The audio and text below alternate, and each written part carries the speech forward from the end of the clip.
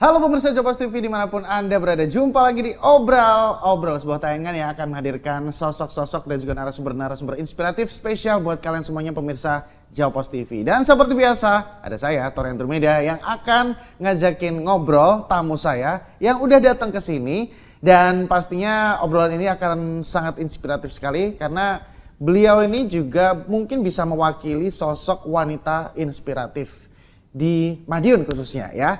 Jadi semoga obrolan nanti bisa bermanfaat banget lah untuk pemirsa Jopas TV, khususnya untuk yang cewek-cewek, khususnya yang mungkin ada impian untuk jadi wirausahawan, entrepreneur, mungkin bisa mengikuti jejak tamu saya yang satu ini. Udah ada di samping, langsung saja kita akan sambut. Cantik sekali, dia sudah berlalu lalang sebenarnya untuk dunia bisnis di Kota Madiun bersama dengan ayahanda tercintanya. Langsung saja ini dia, Laraswati Putri Hendarto. Yeay. Bener gak sih? Larasati. Oh, Larasati. Halo. Saya manggilnya tuh Yayas ya, panggilan akrabnya tuh Yayas gitu ya, Betul, Yayas ya. Apa kabar? Baik, Yayas? Kak Tari apa kabar? Alhamdulillah baik, selalu sehat, selalu ceria dan semoga selalu menginspirasi ya, selalu aktif terus, selalu kemana-mana sepertinya, banyak kegiatan, banyak agenda ya sebagai seorang, ini aku nyebutnya entrepreneur, setuju gak sih? Bisa jadi. Bisa Boleh, jadi boleh. ya, Iya, bisa boleh. jadi ya. Jadi Ceyayas ini, saya manggilnya Ceyayas ya, karena panggilan akrabnya Yayas kalau di lingkungan teman-teman. Entrepreneur, bener ya, karena tentunya Ceyayas ini juga menjalankan beberapa bisnis, membantu bisnis sang ayah, yang notabene ayahnya ini merupakan salah satu pebisnis yang luar biasa sekali di Kota Madiun. Ada Bapak Sony Hendarto. Betul. Ya. Nah ini adalah putrinya, tapi bukan serta-merta Ceyayas ini duduk-duduk manis aja di rumah untuk nungguin bisnis yang udah jalan, enggak ya? Enggak. Karena pastinya nanti akan ada cerita yang menarik banget untuk dunia bisnis yang bisa di-share. Tapi kalau ngomongin perkenalan diri dulu nih, ini nama lengkapnya siapa, usia sekarang berapa? Jadi perkenalkan, nama saya Larasati Putri Hendarto. Sekarang usianya 28 tahun. 28 tahun. Iya, 28 tahun. Zodiak? Zodiaknya Libra. Zodiak biasanya kalau yang suka intens ngikutin zodiak, oh karakternya gini-gini gitu ya. betul, Libra. Berarti usia 28 tahun dan kesibukan berarti sekarang ngapain aja, Ceyayas? Sekarang kesibukannya beda dari tahun-tahun sebelumnya, kayak Kak Tori tahu. Ya, di sebelumnya kita pernah juga interview ya sebelumnya. Saya kan dulu lebih ngurusin ada bisnis si Ueno atau Mixway, Momoyo. Cuman sekarang aku lebih fokus di Marco Motor. Marco Motor. Ya, Oke. aku pegang finance di sana sekarang. Finance di sana. Nah, kalau kita ngomongin bisnis yang dijalankan, saya pernah wawancara papanya Ceyayas ya, ada Pak Sony yang kemarin juga sempat ke sini. Banyak banget memang bisnisnya ya. Ada, ini saya sebutin ya. Ada Marco Motor, ada Ueno, Two Fat Guys, iClub, Lombok Ijo, Game Fantasia, Momoyo, Miswe, Iya. Biliat apa tuh? QF, QF, 9. Ada yang skip nggak? Hot Wheels. Hot Wheels, yang kemarin Jax 11, ada lagi nggak? Belum, sementara kayaknya masih fokus di situ. Banyak banget. Coming soon, yang ya. masih coming soon Ditunggu. akan ada lagi. Ada di Jalan Bali, ditunggu ya. Oh, akan ada yang baru? Betul. Oke. Sementara yang masih terdeteksi 11 bisnis ya, belum lagi nanti akan ada yang baru lagi. Nah, kalau peran seorang Larasati ya benar ya? Larasati Putri Hendarto atau Ceyayas ini sebagai putrinya Pak Sony ini ngapain aja sih sehari-hari itu? Kalau sekarang di Marco sih aku kan pegang finance ya, Oke. Kak Tor. Jadi tiap hari aku melakukan transaksi, pencatatan yang berhubungan dengan keuangan itu Oke. yang melakukan saya di Marco. Tapi untuk bisnis-bisnis lainnya, terlebih di F&B, terlebih lagi yang mungkin banyak perannya itu saya lebih ke Ueno dan Two Fat Guys. Ueno dan Two Fat Guys. Iya, karena dulu itu ide kopi itu juga tercetus karena saya sekolah kopi di Melbourne. Oke. Gitu. Jadi untuk bikin menu, penghitungan HPP, dan juga ide-ide untuk gimana sih kita mau jalanin bisnisnya nanti. Mungkin saya lebih memberikan ide itu untuk dijadikan kenyataan gitu. Itu artinya hari-hari yang paling sering, yang intens di Marco Motor. Betul, sekarang untuk saat ini begitu. Tapi kayak misal di Ueno atau resto-resto lainnya, mungkin saya lebih terlibat di bagian R&D atau pengembangan produk. Oke. Nah, terus kalau ngomongin hobi sebenarnya seorang Yayas ini apa sih? Kalau hobi ya, kalau banyak sih Kak Tor. Aku suka traveling. Traveling. Iya, aku suka traveling. Tapi selain itu, aku juga suka masak, bikin kue, nonton juga suka. Gitu. Aku juga suka olahraga yang rame-rame kayak basket.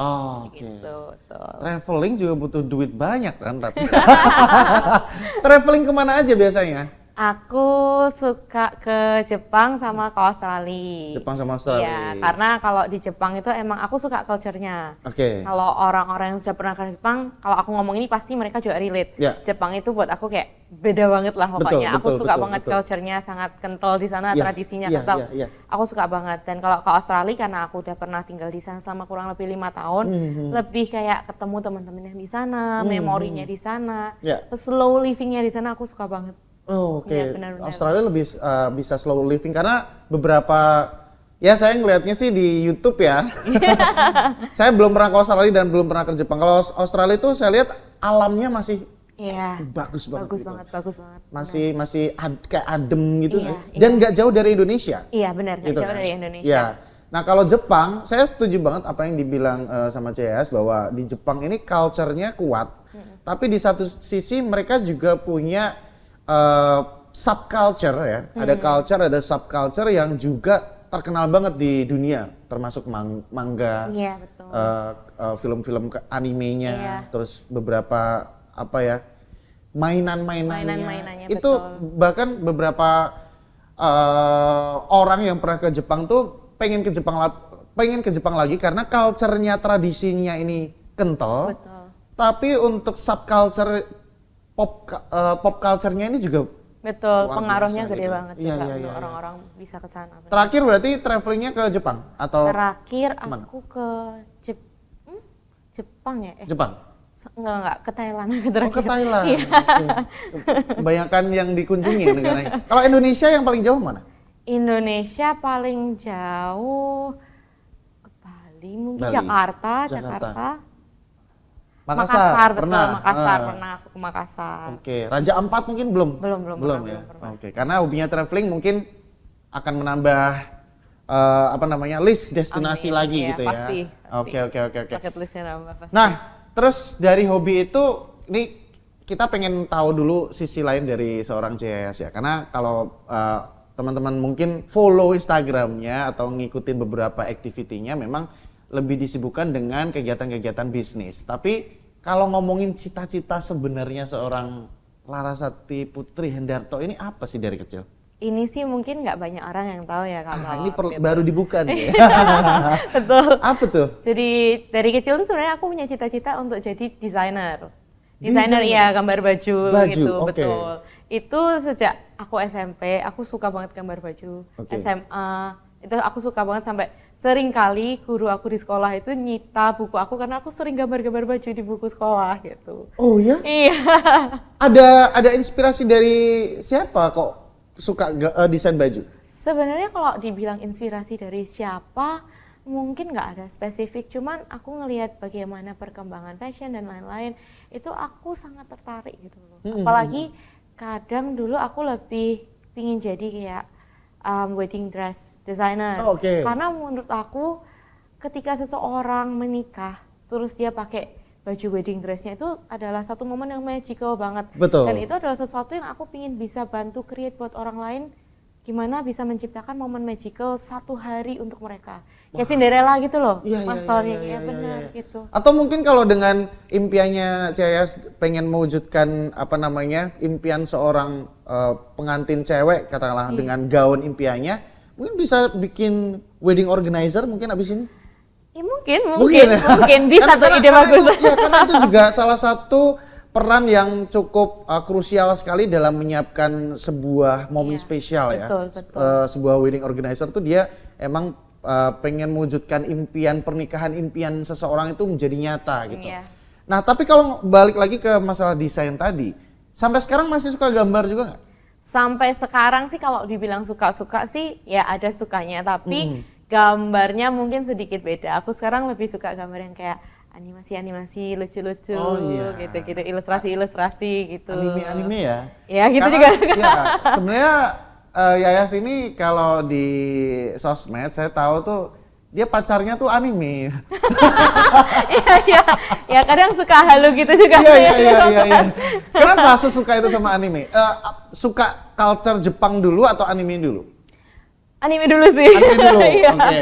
Iya, aku karena mungkin dari masa kecil aku tuh banyak ditemenin sama anime-anime ini di masa kecil aku. Jadi sejak aku SD itu tontonannya udah suka nonton anime dan ya ada banyak banget pelajaran baik yang aku bisa tarik dari anime-anime ini.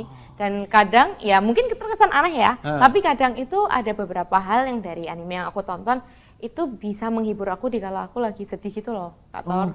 Kak Tor pernah ngalamin gitu nggak sih, kayak nonton apa terus jadi menghibur gitu loh? Pernah.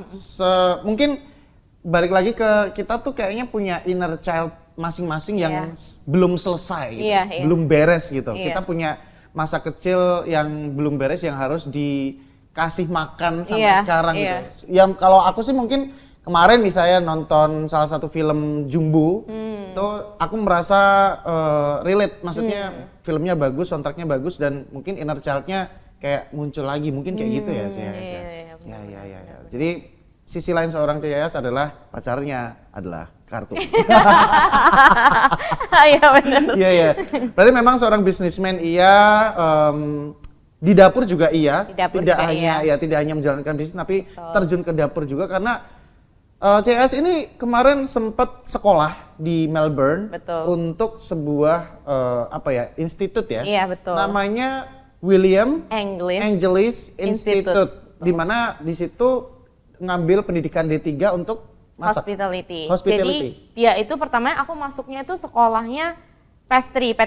Patisserie, tapi dia itu nggak ada jurusan untuk ke D3-nya gitu. Jadi patisserie, terus cookery, terus akhirnya D3-nya hospitality. Gitu. Nah ini beberapa foto-fotonya, tapi sepertinya kita akan keep dulu ya untuk segmen berikutnya. Nanti kita akan kembali lagi untuk segmen berikutnya membahas ini pengalaman sekolah di Melbourne selama 3 tahun ya. Iya. Jangan kemana-mana, tetap di Obrol.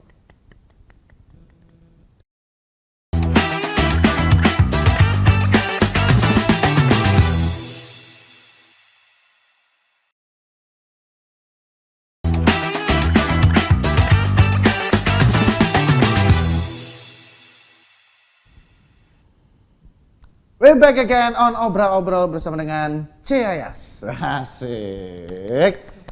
Dengan setelan ala Indonesia Kartini ya kan. Karena Ceyayas ini walaupun memang Cindo ya, tapi selalu cinta Indonesia, selalu mencintai budaya Indonesia. Walaupun memang pacarnya lagi-lagi anime ya.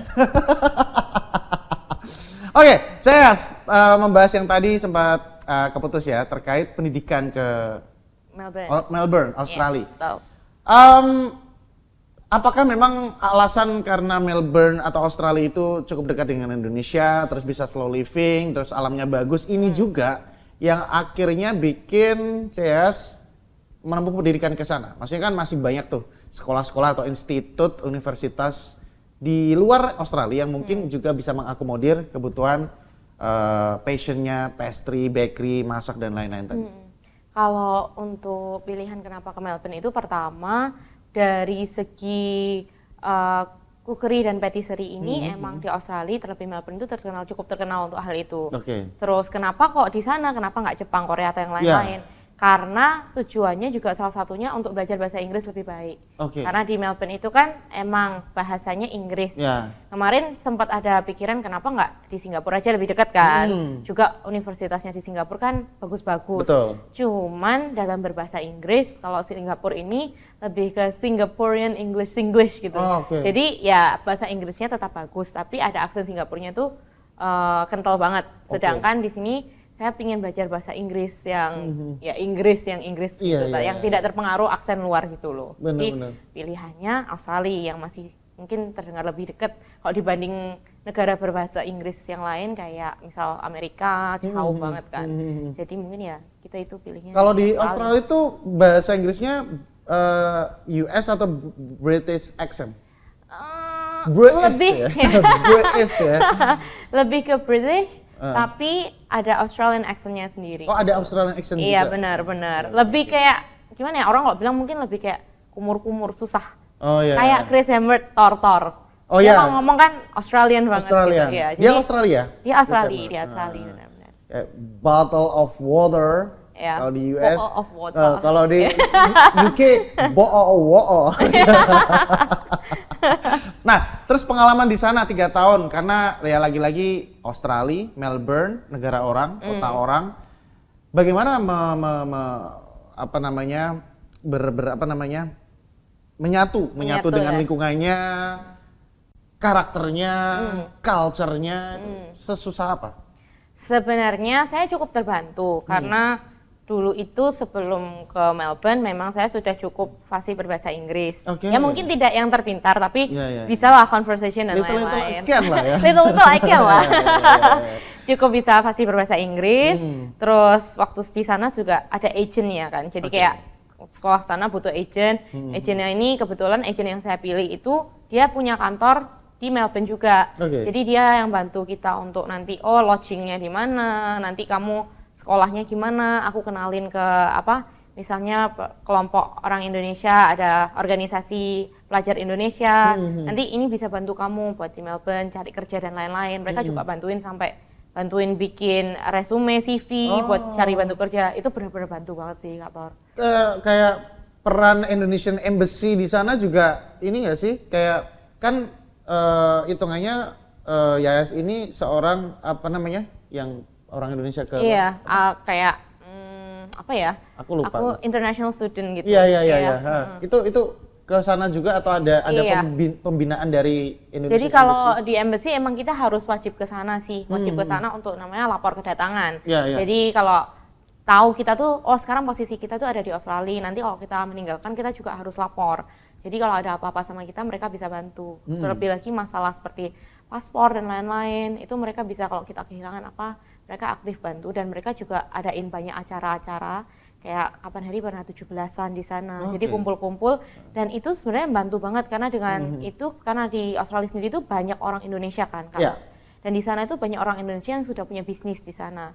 Nah, jadi akhirnya stay di sana. Iya, banyak yang stay di sana juga, banyak yang balik juga.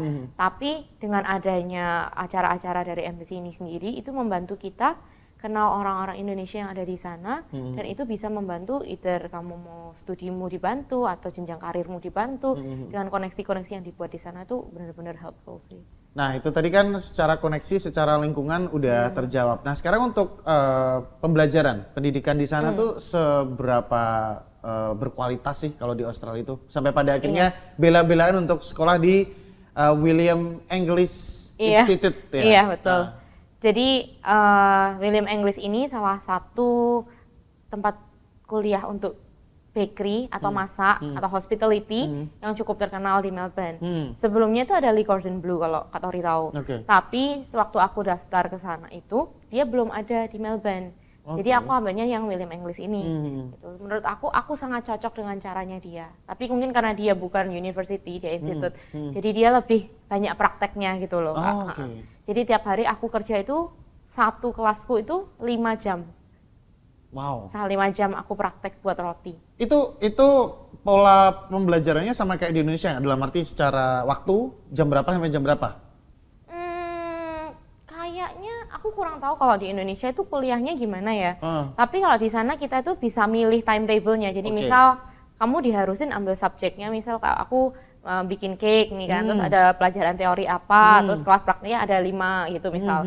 Kamu bisa milih nanti kayak, ini ada yang jam 11 siang, jam 1 atau jam berapa. Kamu bisa milih slot waktunya jam berapa gitu. Kita nanti di awal semester kita milih gitu, terus baru dimasukin gitu. Oke. Kalau lingkungan teman-temannya sendiri enak nggak di sana? Enak ya? Aku bisa bilang teman-teman di sana tuh very open minded, terus mereka sangat helpful, mereka nggak membeda-bedakan kita gimana. Mereka benar-benar yang ya kalau kita teman ya kita teman gitu loh. Oh, Nggak terlalu yang memandang background kamu tuh apa Iya, gitu. iya. Terus untuk stay-nya berarti waktu itu di Melbourne di mana? Di mes atau kos atau semacam apartemen atau apa? Iya, jadi pertama itu aku kayak di mes siswa kan gitu. Jadi ada namanya student lodging yang ada jam malamnya. Jadi aku jam 9 tuh aku udah nggak boleh keluar, aku udah harus masuk. Berarti ada rules-nya, ada aturannya banget ya? Itu selama 6 bulan aku tinggal di sana. Oke. Terus aku pindah nyewa apartemen sendiri berdua sama temenku gitu. Jadi kita nyewa satu apartemen dibuat berdua. Harganya dibanding yang student lodging itu nggak gitu jauh. Tapi kalau kita sewa apartemen sendiri itu lebih ada kebebasannya lah ya. Kayak misalnya mau pulang jam berapa nggak apa-apa. Terus kayak di buildingnya tuh lebih bagus. Kayak ada kolam renangnya lah, ada gym bisa dipakai gitu-gitu. Jadi akhirnya kita pindah ke lodging itu, Kak Tor. Gitu.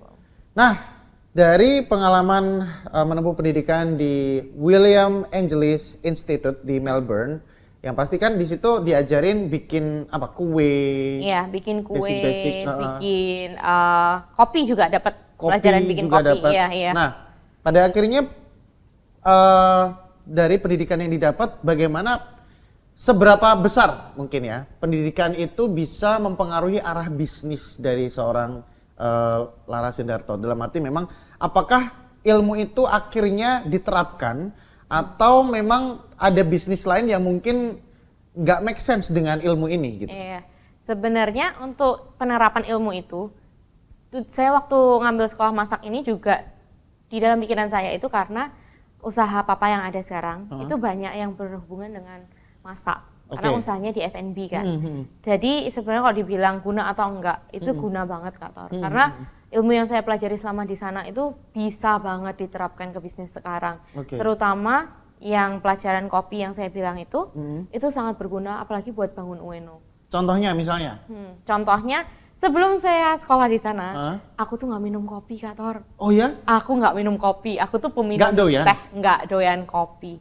Tapi karena aku sekolah di sana, di Melbourne yang kental banget ini culture kopinya, aku jadi suka minum kopi. Mau nggak mau tiap hari minum kopi. Iya, awalnya mungkin dipaksa dulu kali ya? Iya, awalnya dipaksa dulu karena ketika kamu ada pelajaran kelas kopi, itu kan mandatory, kayak kamu harus ambil kan. Betul. Kamu harus tahu dong kopi ini rasanya gimana. Ada juga pelajaran kamu harus nyobain kopi cupping gitu loh, cupping kopi biji ini rasa apa.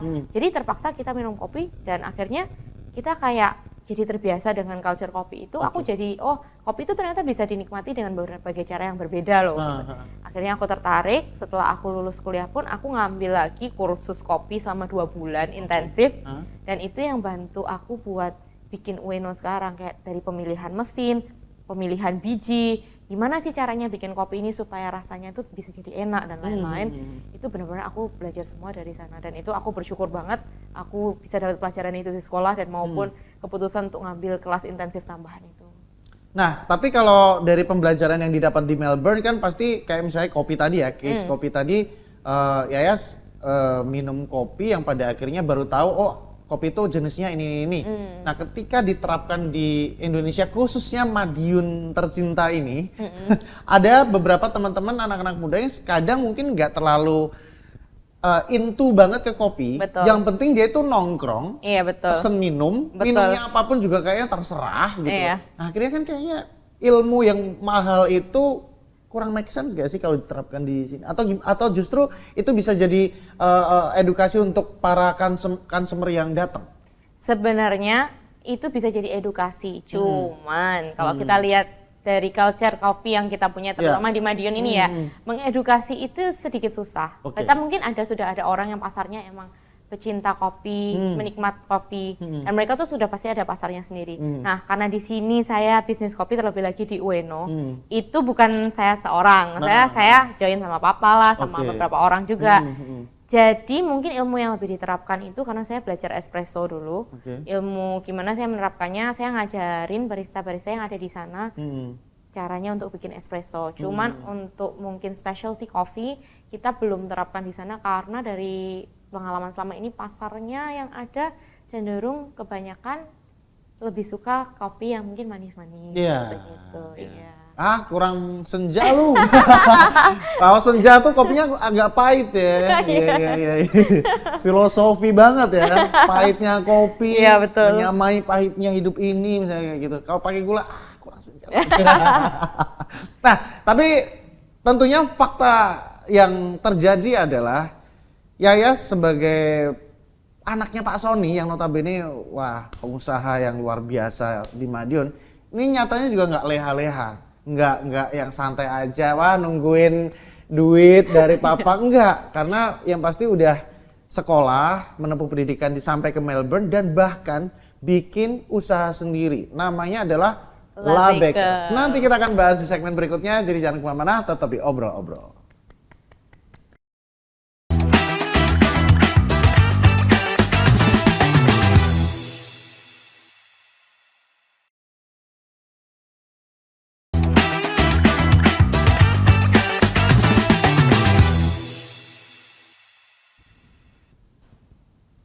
Kembali lagi di Obrol-Obrol dan masih bersama dengan Yayas.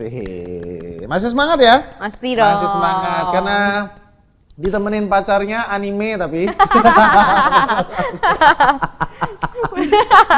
Di depan ini sebenarnya juga ada Pak manajernya ya yang siap untuk booking job-jobnya Yayas ya. Karena beliau ini mau kok jadi konten kreator tuh mau gitu. Tapi kalau mood aja. Kalau nggak mood, mohon maaf ya, nggak menerima job endorse ya.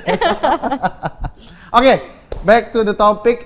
Tadi kita udah bahas terkait background pendidikan juga, bagaimana Yayas ini menjalankan bisnis dari papa ya. Termasuk juga yang menarik adalah ternyata dia ini nggak tinggal diem. Dia ini nggak cuman menikmati apa yang udah jadi, tapi meng-create sebuah bisnis baru yang ini benar-benar bentukannya Yayas ya berarti ya? Iya betul. Namanya adalah La Bakers. Ya. Bisa dijelaskan apa itu La Bakers? Jadi La Bakers itu dulu namanya bukan La Bakers, Kak Tor. La itu laras maksudnya ya? Iya betul. Sempit ya?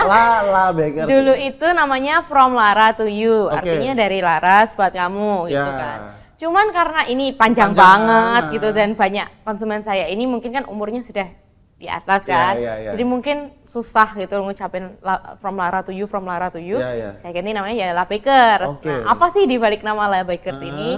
La-nya itu tentu saja dari nama saya Laras. Bakersnya tuh kan ya bakers, aku nge-bake something. Tapi di balik itu La Bakers ini artinya laba keras. Begitu. Itu cita-citanya ke depannya. Cita-citanya itu sangat begitu. Make sense ya. Iya dong. Dan tentunya obrolan hari ini ya bersama dengan saya Yayas, outfit saya ini juga menggambarkan kalau saya ini ngefans sama Yayas. Kenapa bisa lihat begitu? Ini La. bisa. Ini La diambil bukan Los Angeles, ini La Bakers atau Laras ya. Oke, nanti saya kasih rotinya lah habis selesai syuting. Terima kasih banyak. Kemarin udah dikasih hampers juga pas lebaran. Oke, dan basicnya ini apa sebenarnya?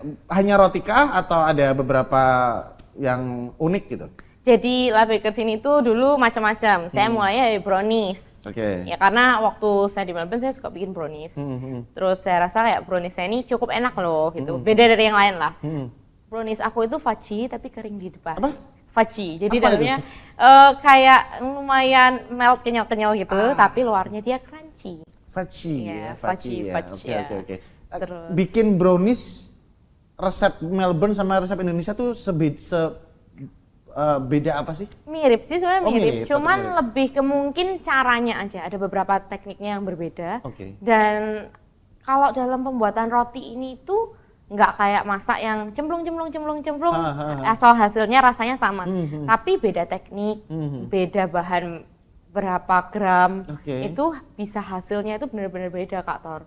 Tekstur dan lain-lain. Itu yang menurut aku cukup menyenangkan ya, eksperimen di situ. Dan ini dari banyak eksperimen brownies aku sih, aku cukup pede dengan ini. Iya, dan kayaknya kemarin dari reviewnya juga banyak yang bilang enak banget gitu ya. Kemarin waktu hampers tuh ngasih apa sih, aku lupa. Itu brownies cheesecake. Itu enak banget sumpah. Terima kasih. Sumpah. Kemarin aku dikasih dan itu salah satu roti terenak dan mungkin termahal yang pernah saya makan. Karena enak banget. Memang resep dari Melbourne itu beda ya, beda. Dan nanti mungkin bisa dicek Instagramnya apa? Instagramnya @labakers.id. Teman-teman yang belum pernah bisa cek di sana. Asik. Itu udah ada store offline-nya atau hanya online? Doakan segera store offline-nya doakan segera ya. Berarti sementara online ya? aja, iya. By order sih. By order. Ada berapa varian mungkin? Jadi aku ada jual brownies, aku jual brownies cheesecake, aku jual cheesecake-nya doang. Terus aku sempet dulu jual kayak cake bolu gitu, bolu mocha jadul gitu juga ada. Oke. Jadi bisa dicek out ya. Ini soalnya ilmunya mahal dari Melbourne, masaknya juga pasti beda gitu ya. Nah, terus CS mungkin ini aku lupa. Ada ini ya, ada fun fact juga bahwa ternyata CS ini sempet, ya aku nggak tahu ini passion juga kah atau mungkin kecelakaan dalam tanda kutip, terjun ke dunia fotografi. Iya. Bahkan mungkin modeling. Iya, ini mungkin bisa diceritain. Karena ternyata kalau saya nggak tahu kalau fotografinya, kalau modelingnya ternyata bisa diimplementasikan ke bisnis. Kalau Anda datang ke Too Fat Guys ya, di situ ada beliau ini megang ayam ya kalau nggak salah ya. Gitu. Itu gimana ceritanya? Ceritanya itu ya memang kalau sekarang sih sering saya diminta sama tim dari sosial media maupun marketing untuk bantu jadi model pada bisnis-bisnis yang sudah ada. Jadi dulu itu di luar bisnisnya Papa ya? Atau gimana? Di bisnisnya Papa sih seringkali. Iya benar. Terus? Seringkali dulu itu saya pernah waktu SMP itu belajar dance. Untuk pentas seni sekolah sama Kak Hen, kalau Kak Tori tahu teman saya juga tuh, Kak Hen. Iya ini. Oh yang ini. Ya jadi Pak Manajer. Pak Manajer betul. Belajar dance sama Kak Rido, tahu kan Kak Rido? Rido Agensi. Iya. Itu lama banget Kak Rido masih ngajar. Dance juga. Iya, dulu Kak Rido itu ini apa? Desain baju doang. Oh enggak, dulu dia awalnya ngajar ngedance. Jadi kita kenal Kak Rido itu udah lama banget, sampai sekarang temenan gitu, juga masih temenan. Terus dari situ dia ngajakin mau nyoba nggak modeling gitu. Terus kadang walaupun saya tuh, maksudnya aku juga bukan yang model, bukan yang cantik gimana, bukan yang kurus gimana, kakinya jenjang apa, tapi enggak ini beneran. Tapi dengan kebaikan hati Kak Rido tuh yang mau ngajarin, ayo coba dulu. Dia ngajarin dari nol, caranya gimana foto, caranya jalan di catwalk gimana, bisa lebih nambah rasa pede gitu. Dan akhirnya itu juga ya berguna buat sekarang. Akhirnya bisa bermanfaat untuk bisnis juga ya? Iya. Tapi menurut kamu cantik nggak? Yes. Ya. Menurut kamu? Lumayan. Kalau sampai dia bilang jelek, aku tuh nggak cantik. Aku langsung. Kalau saya sendiri ya, saya tahu saya itu bukan yang tercantik dibanding yang lain. Tapi nggak ada yang bilang saya jelek juga sih. Siap. Ya lagi. Maaf ya semuanya. Back to the topic guys. Dukungan keluarga. Aku penasaran ya. Papa sebegitu cinta dengan dunia bisnis kan pasti. Termasuk juga Mama, Bu Jenny ya. Iya. Ini seberapa besar sih akhirnya dukungan orang tua Pak Sony dan juga Bu Jenny, Mama Papa untuk bisa mendukung apapun yang Yayas lakukan gitu. Kan kadang ada orang tua yang memang kamu harus ini ya, kamu harus itu ya. Iya. Tapi ada juga mungkin orang tua yang membebaskan anaknya, ya terserah kamu udah dewasa, kamu bisa memilih apapun yang kamu suka gitu, asalkan itu memang bermanfaat. Dukungannya sebesar apa sih orang tua tuh? Dukungan orang tua itu buat saya sangat besar. Mereka itu ngajarin saya cara bertahan hidup. Itu yang menurut saya paling membantu saya sampai saat ini. Jadi banyak orang tua saya lihat, apalagi zaman sekarang, ya nggak semuanya, tapi banyak saya lihat kayak mereka itu instead of ngajarin anaknya mancing, mereka itu ngasih ikan langsung ke anaknya. Itu ya bagus kalau kita punya ikan ini banyak, tapi one day ya amit-amit kalau ikan ini habis gimana? Kamu anak itu harus bisa mancing sendiri dong, biar bisa makan sehari-hari. Menurut saya itu pelajaran paling penting yang diajarin sama orang tua saya. Jadi mungkin teman-teman semua mungkin ngiranya, atau Kak Tori juga, mungkin ngiranya saya itu sama ini, oh bisnis ya, dikasih papa lah, noh ini bisnis buat kamu kerjain gitu. Mungkin, tapi enggak gitu Kak Tor gitu. Jadi sejak saya kuliah dulu, saya itu emang kuliah dibayarin papa. Rumah juga masih dibayarin. Tapi ada rasa sungkan lah dari saya, masa semua dibayarin terus cuman aku leha-leha di sana sekolah doang kan. Jadi aku waktu di Australia itu aku juga kerja sambilan. Kebetulan aku kerja sambilan? Iya dong. Apa tuh? Kerja sambilan, aku dulu pernah kerja di McD. Oh iya? Iya. Oke. Masih itu goreng kentang gitu. Iya, tapi itu kayak Korea gitu nggak sih? Drakor kan ini kan ada yang kerja di restoran cepat saji gitu kan. Tapi pacarnya Lee Min Ho misalnya. Mau sih. Kalau di drakor kan gitu, nggak apa-apa gitu. Terus. Terus aku pernah kerja di restoran Indonesia. Oke. Restorannya aku jadi waiter.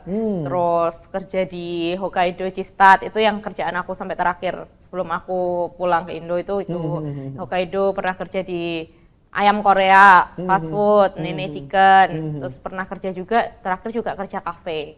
Di Melbourne juga, betul. Okay. Dan kebetulan karena di Melbourne ini gaji per jamnya banyak ya, aku jadi bisa nabung. Aku penasaran, gaji di sana tuh berapa sih?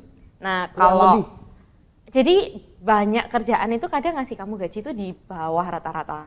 Kayak kerjaan aku yang mungkin pertama-pertama di restoran Indonesia itu kasih aku underpaid. Jadi aku cuma dibayar $10 per jam. Jadi 100.000 per jam. Kalau di Indonesia tapi kalau di rupiah di total selama 1 bulan berapa berarti? Jadi kalau kita student, kita tuh cuma dikasih 20 jam aja seminggu bolehnya.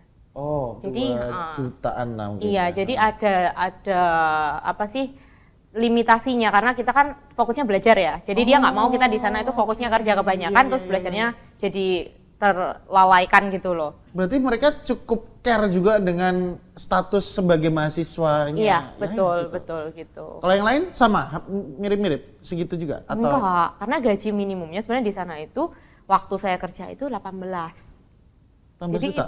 Enggak, $18 per jam. Sedangkan gaji yang aku dapat di restoran Indo itu $10 per jam.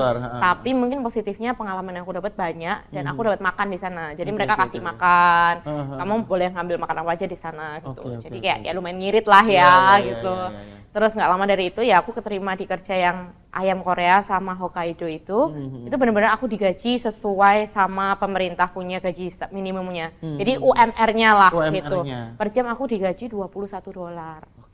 Dan selesai kuliah karena aku bisa dapat visa kerja, ini aku bebas nih kerja berapa jam pun lamanya kan. Aku kerja ngerangkap di kafe pagi, malam aku kerja di Hokkaido itu. Jadi gajinya nambah banyak lagi gitu. Dan itu yang aku jadikan tabungan buat aku buka Ueno itu sama papa. Jadi mereka nggak banget dong itu kerja bener. di Melbourne ya. Betul. Ada salah satu teman saya, ini serius ya, teman saya sih di Australia, dia jadi ngurusin kebun anggur. Gajinya sebulan dia 30 jutaan lah katanya. Iya. Boleh juga nih kerja di Australia. Tapi emang banting tulang sih kerja di sana. Tapi yang saya suka itu benar-benar work life balance-nya dia. Kan mereka itu kerja Senin sampai Jumat kantor. Sabtu itu kan libur kan. Jadi benar-benar saya tuh lihat orang di sana tuh hebat loh. Senin sampai Jumat kerja, Sabtu tuh benar-benar kayak udah nggak ada beban pikiran. Mereka pergi ke bar, jalan-jalan. Slow living-nya ya itu ya. Duduk-duduk di taman, liatin pemandangan. Aduh, kayak benar-benar hidupnya tuh balance. Mantap. Kalau di sini mungkin Sabtu Minggu masih gimana deadline? Aduh, pulang kerja masih buka laptop. Dan pastinya apapun yang dilakukan CES ini, saya yakin pasti banyak teman-teman yang terinspirasi gitu ya. Apalagi sebagai sosok wanita yang melakukan banyak hal, kreativitas, sosok inspiratif juga. Pastinya ada beberapa hal-hal yang memang harus disebarkan ke pemirsa Jawa TV. Tapi nanti abis ini, karena ini juga mungkin bisa dibilang sosok Kartini juga, emansipasi wanita yang melakukan banyak hal kreativitas, nanti akan kita bahas untuk segmen berikutnya. Jadi jangan kemana-mana, tetap di Obrol-Obrol.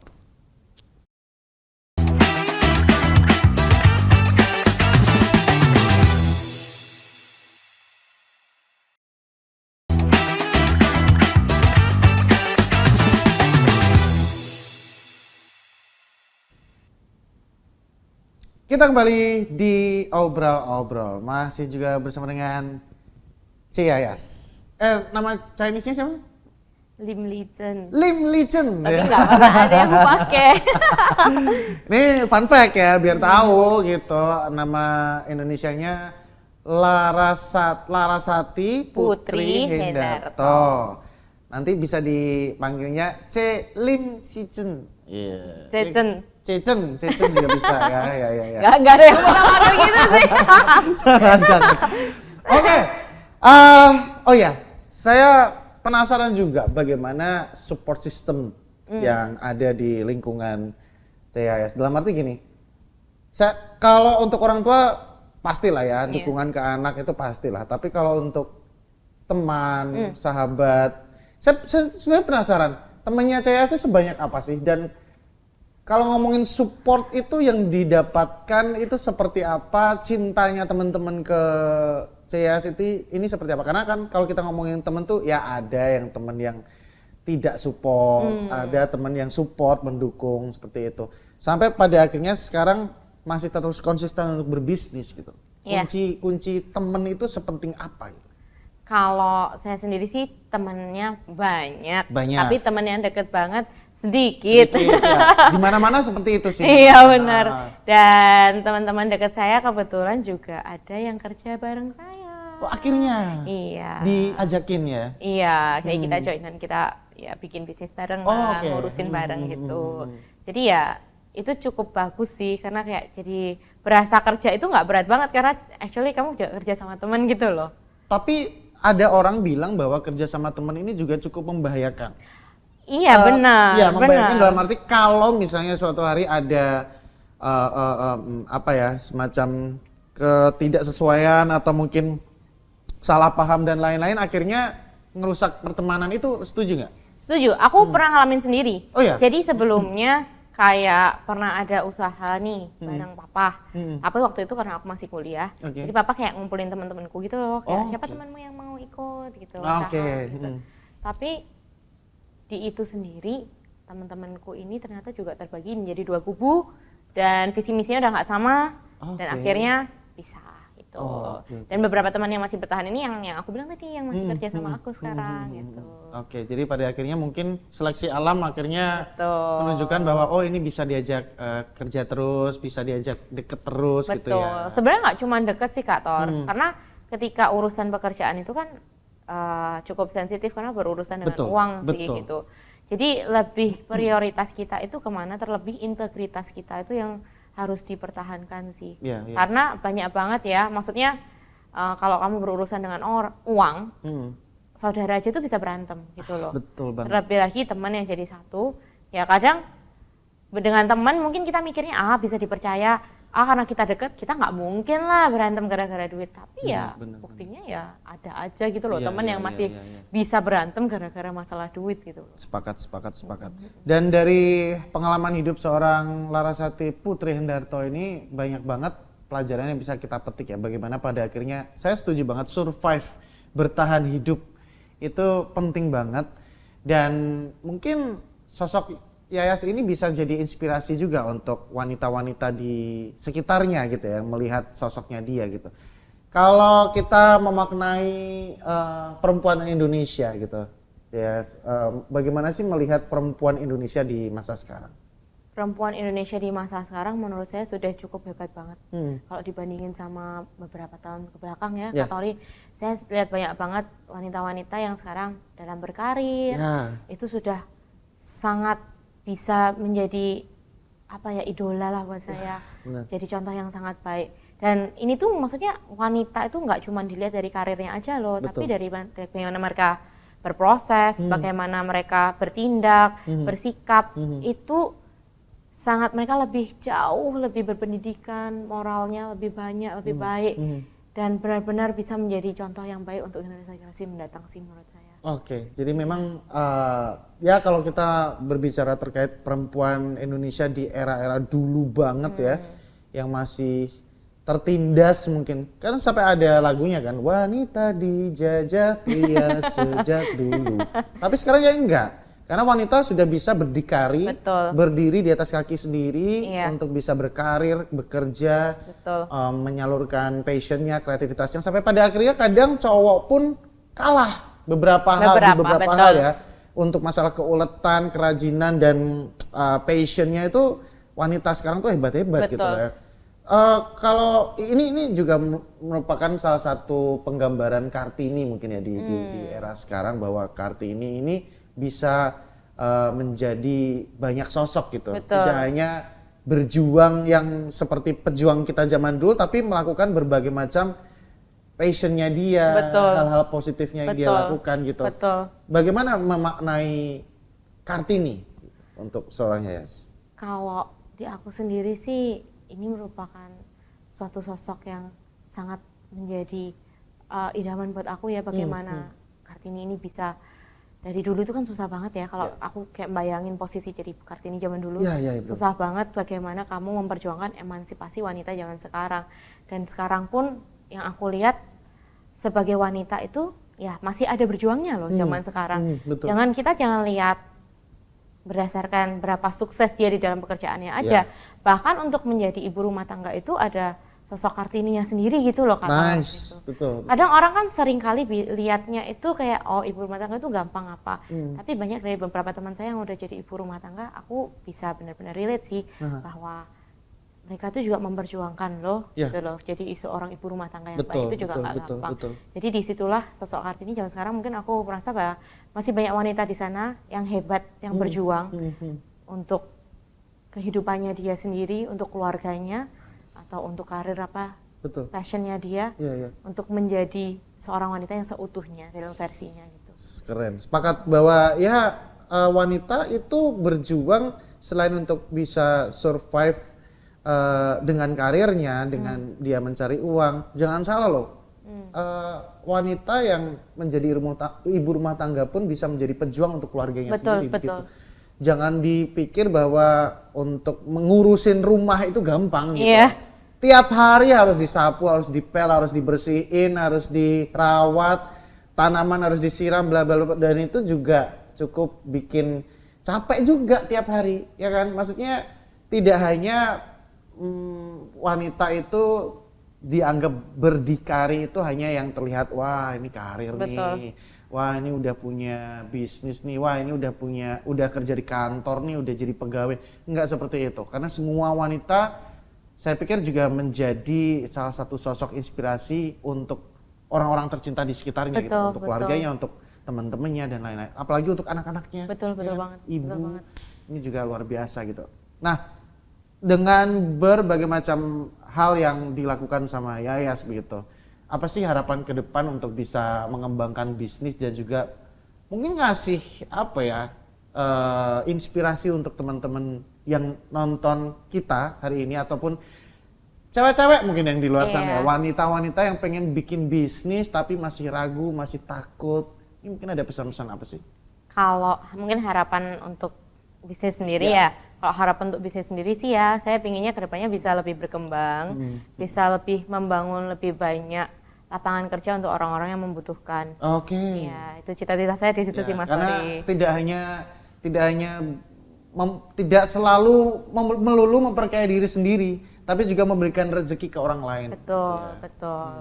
Terus mungkin kalau untuk pesan-pesan untuk wanita-wanita yang ingin membangun bisnis di luar sana, ya kalau menurut saya jangan takut, mimpilah sebesar mungkin, mimpilah setinggi mungkin, jangan malas, banyak belajar, terus perbanyak ilmumu, terusin perbanyak ilmu, perbanyak kenalan, cari setiap peluang yang ada, cari setiap peluang yang ada, dan langkah pertama itu pasti sulit, tapi kalau kamu udah lakuin langkah pertama, kedepannya pasti akan berjalan dengan sendirinya kalau kamu benar-benar rajin. Jadi jangan takut untuk melangkah di step pertama ya, karena kalau udah gimana mau jalan coba kalau misalnya langkah pertama aja belum gitu ya. Jadi harus dicoba dulu.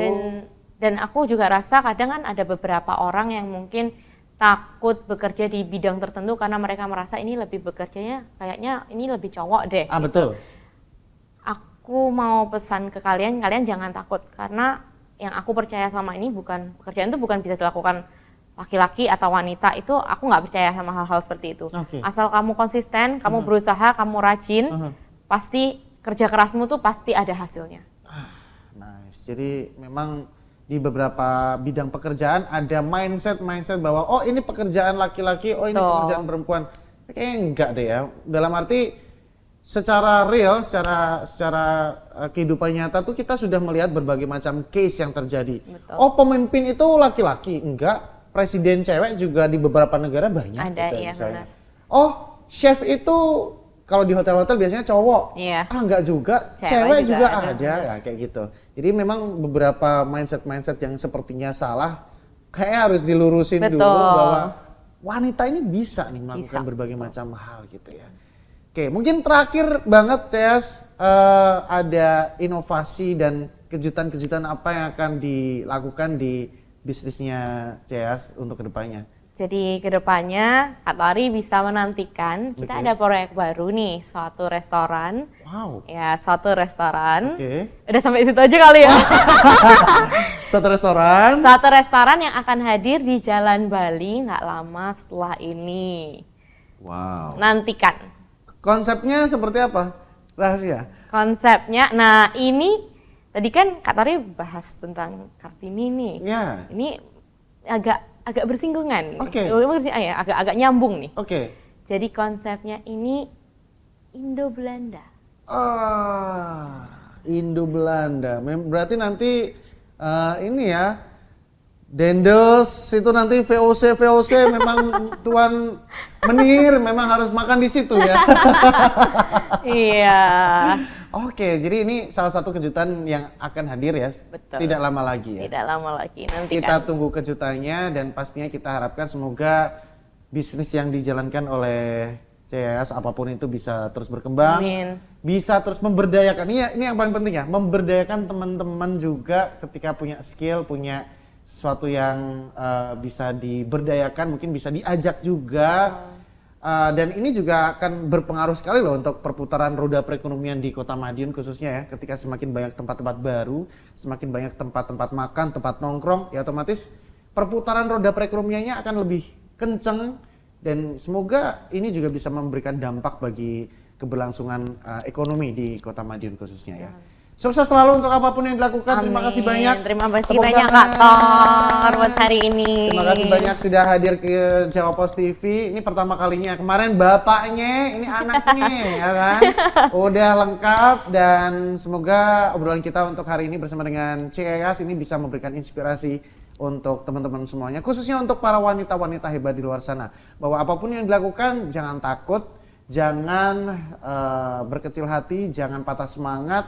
Teruslah berusaha, teruslah menjadi pahlawan untuk anak-anakmu, untuk suamimu, untuk temanmu, untuk rekan kerjamu, untuk lingkunganmu.